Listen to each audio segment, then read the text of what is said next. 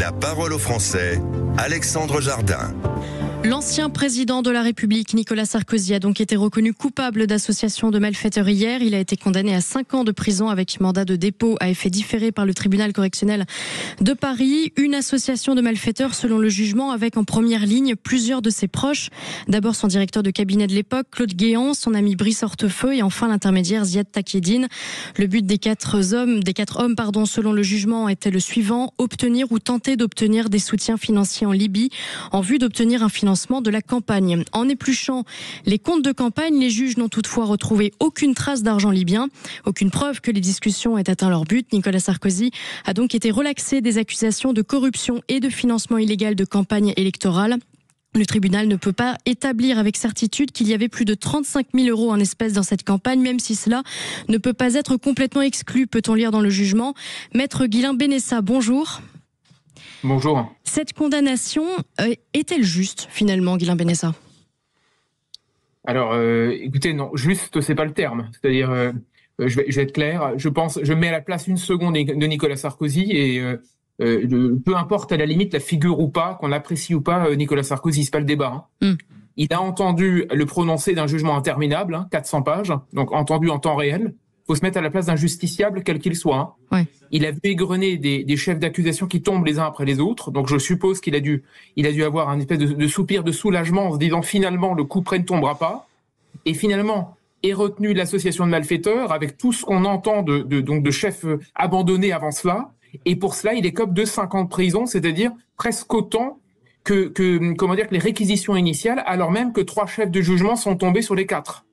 Ce qui veut dire que encore une fois, j'essaye, parce que j'en parle depuis hier naturellement, comme pas mal de confrères d'avocats qui interviennent sur ces sujets, il faut se mettre à la place d'un justiciable, et dans ce cas de figure spécifique, c'est évidemment l'ancien chef de l'État, c'est une condamnation extrêmement lourde, et surtout les conséquences sont extrêmement puissantes, à la fois pour lui, mais pour le pays, les institutions, l'esprit du temps. Ça signifie quelque chose, on va dire, d'un tournant judiciaire et d'un rapport entre le politique et le droit. Ceux qui refusent de le voir à droite, à gauche, en dessous, en bas, d'ailleurs, etc., ne comprennent rien au coup de tonnerre d'hier, quoi qu'il en soit, et je précise, quoi qu'il en soit, de ce qu'on peut penser personnellement ou non de Nicolas Sarkozy. Si on résume, il a été condamné alors qu'il a été relaxé de l'essentiel de ce dont on l'accusait. Donc c'est ça qui trouble entièrement le pays. Parce que s'il avait été condamné pour tous les autres motifs, tout le monde aurait trouvé ça naturel. Mais tout à coup, on a l'impression que, au fond, une justice politique peut s'abattre sur un opposant politique, puisqu'il n'est plus nécessaire, au fond, d'apporter la preuve. Et est-ce qu'on n'entre pas dans une toute autre société ? Alors, 2 choses. En fait, pour braquer le faisceau sur le présent et comprendre ce qui nous attend, à mon avis. Oui. Sur le présent, très simple. Au-delà de lui, au-delà de lui. Exactement. Pour braquer une seconde le faisceau sur l'actualité, ce qui est arrivé hier, c'est que finalement, la baudruche qui a été montée depuis 10 ans, plus de 10 ans, par la justice, était montée autour d'un élément central. C'était le pacte de corruption faustien. C'est ce qu'on disait à l'époque, un pacte de corruption faustien entre la Sarkozy et la Libye. Donc, un échange de bons procédés entre un chef d'État démocratiquement élu et un dictateur. C'était ça le fond du dossier complètement ahurissant dont on entend parler depuis très longtemps. Cet élément précis n'a pas été retenu, d'autant que l'une des pièces centrales, la note de Mediapart, semble-t-il est un faux, c'est ce qu'a dit le juge hier, ce qui veut dire que sur cet aspect-là, on frappe fort, alors qu'effectivement, la baudruche s'est vidée de sa substance en cours d'audience hier. Ça veut dire quoi ? On n'a pas grand-chose, mais on tape quand même très fort. C'est une leçon terrible. Mais pour prendre du champ, et pour répondre clairement à votre question, Alexandre Jardin, il faut comprendre ce dossier dans les 50 dernières années du rapport entre la justice et la politique. Vous en savez quelque chose ? Vous parlez régulièrement du Conseil constitutionnel sur la question des ZFE et de tout un tas de sujets. Vous en parliez avant. En fait, il faut comprendre, c'est une longue histoire, mais que depuis les années 70, les politiques, à moitié consciemment, à moitié inconsciemment, ont confié les clés du camion aux juges. C'était l'ère du temps, c'était mieux la règle de droit, le politique c'était sale, la décision politique c'est dur, et les juges se sont infiltrés Et petit à petit, en droit administratif, en droit pénal, en droit civil, peu importe, leur marge d'appréciation est devenue gigantesque, à tel point que finalement, ils ont un pouvoir désormais qui est bien supérieur à celui qu'ils avaient il y a 50 ans. Et c'est valable pour les juges européens, pour les juges du Conseil constitutionnel, c'est une matrice générale. Quand on comprend l'évolution de cette matrice, on comprend aujourd'hui que hier, il ne s'agit pas de Nicolas Sarkozy uniquement. Il s'agit de la clé de voûte de nos institutions qu'on a coupée comme on a fait tomber la tête du roi. C'est-à-dire que c'est une révolution judiciaire très longue qui aujourd'hui a connu un coup près, une espèce de coup de massue. Et encore une fois qu'on le veuille ou non, c'est cette idée même d'une institution ratiboisée de sa tête, d'un homme qui a critiqué les magistrats. C'est dans ce cadre-là et cette configuration qu'on comprend ce qui se passe. Sinon, on a des petites critiques, des petites compréhensions, on n'y comprend rien à l'actualité et dans le temps judiciaire que nous vivons aujourd'hui. Donc vous décrivez clairement une crise de système. Véritablement la dérive d'un système où tout à coup il y a une autonomisation du monde judiciaire et ça pose un problème de démocratie considérable parce qu'il n'y a pas de contre-pouvoir. Tout à coup le judiciaire est en roue libre, il est hors de contrôle démocratique. Comment on sort de cette évolution sociétale qui est quand même cauchemardesque?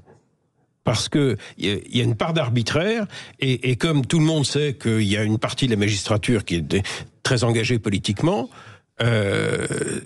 ça crée une suspicion, ça crée un énorme malaise dans la société. Comment on sort de cet enfer? Alors, en fait, l'erreur, à mon avis, l'une des erreurs, c'est de ne voir la question Sarkozy ou le dossier Sarkozy qu'à l'aune de la politisation à gauche d'une partie de la justice. La droite en parle. Je ne dis pas que c'est faux. Il y a énormément de choses à dire sur le mur des cons, le NM, la formation des magistrats, etc. Très bien. Mais en fait, c'est beaucoup plus puissant que ça. C'est beaucoup bien plus puissant et c'est un sac de nœuds beaucoup plus profond. Je vous donne un exemple très spécifique. Si la primauté européenne aujourd'hui nous empêche de légiférer sur un ensemble de points, de prendre des décisions sur l'écologie, l'environnement, je disais les ZFE tout à l'heure, c'est parce qu'un jour, un juge français, a validé la primauté européenne dans l'alcôve de la Cour de justice de l'Union européenne que personne ne connaît. C'est-à-dire qu'une voix fait basculer tout un système vers aujourd'hui ce qui nous étrangle. Une voix, pas 12, pas 15, pas 50, une voix. Et ce qu'il faut bien comprendre, c'est que ce genre de situation de configuration, c'est ce qui se produit depuis 50 ans. C'est-à-dire qu'on a mis un ou deux hommes à des leviers spécifiques, qui ont voté de façon spécifique, avec un champ idéologique clair, et qui ont mis en place une sorte de système avec des verrous. Jean Monnet appelait ça les petits pas, mais en fait c'est des verrous successifs qu'on a mis en place pour concevoir la machine, la bécane. Et le défaut des politiques, faut le dire aussi, c'est que pendant longtemps, ils ont refusé d'en parler. Ils ont dit finalement, c'est normal, c'est l'air du temps, etc.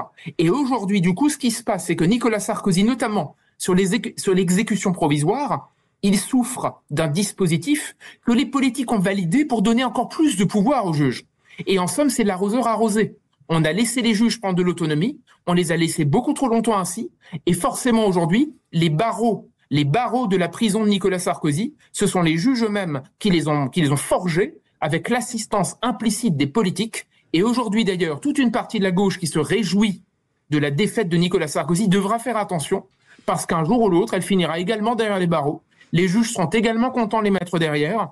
Et finalement, on se dira, le coup d'État contre Sarkozy va se reproduire contre l'un ou l'autre d'ici 1 an, 2 ans ou 10 ans. Le coup de balai s'accélère grâce aux juges qui, pourtant, toute l'année, râlent contre ceux qui sont les populistes dégagistes. Eh bien, à suivre donc, et puis à voir aussi si l'actuel président de la République graciera l'ancien président de la République. C'est une question qu'on peut se poser. Merci beaucoup, Maître Guislain Benessa, de nous avoir éclairé sur cette condamnation de Nicolas Sarkozy. À très bientôt. Et puis, chers auditeurs, pour réagir, 0826 300 300. On se retrouve dans un tout petit instant.